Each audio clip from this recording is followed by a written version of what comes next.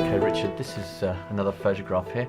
Explain, what's this one? These are two lovely characters here. Yeah, one of them is Noah Betts, and he lived over in the bungalow across the field here.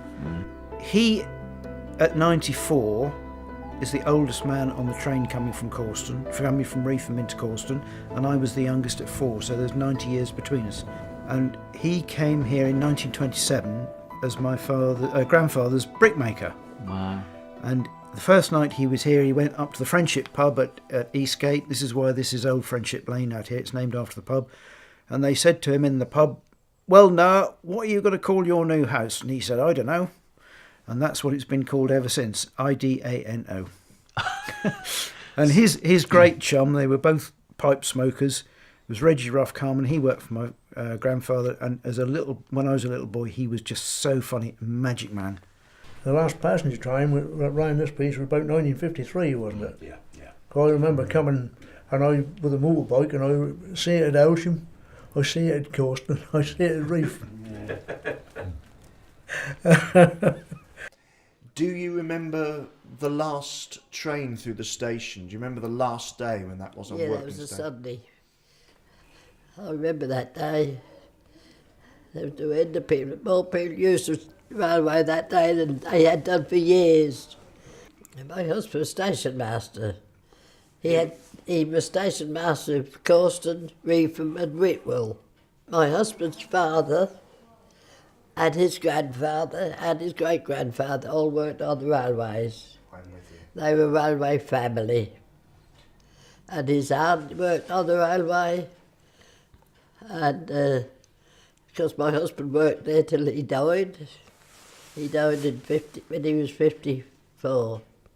What was the thing they mostly delivered there? Coal and sugar beet were the main things. How did it feel when the railway closed for the last time? It didn't make a lot of difference to me. We still lived there, and my husband still worked on the railway, but he had to go to Norwich and back every day. My mother used to take me to Elsham on there. She used to get a ticket. Her ticket was 7pence return. Mine was 3pence halfpenny. This is old money. We used to travel into Elsham, get to Elsham and walk to town. And when we came back, we had to cross the line at Cawston, walk across and come till we come back to Cawston. That was an exciting trip, believe me. The signal box up there was quite interesting though. It was built by the side of the road. You have to go up steps towards it. And I used to spend a lot of time up there with Mr. Robinson. He played the flute, and he was absolutely superb on his musical instruments, and I was a bit inclined that way myself, and I had spent many hours up there.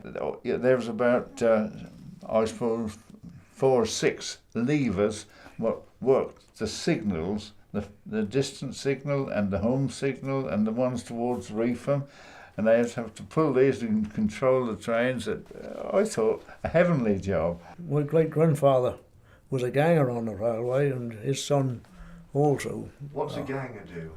They used to keep the track in order between Elsham and Reefham. How would they do that? Would they Well, have machinery, or do they have by tools? hand, tampering it, jacking the rail up, checking the level, checking the curves and that sort of thing. I remember going 47 winter, when everything was snowed in here, this road out the back here, which was like Allen's, there was a high bank there, and that blew in, and I think it was his dad and his grandfather. Every day were digging a trench to Cawston, and they eventually got the train through, and they said they were coming through with a snowplow. And I wasn't quite quick enough. I went up to where we call a distance signal, and I was hoping to get to the cotton before Norwich Road Bridge. It was a good job I didn't, because when that train hit that snow, if you'd have seen the lumps of snow that flew off of it, if I'd have hit one of us, that'd have killed us.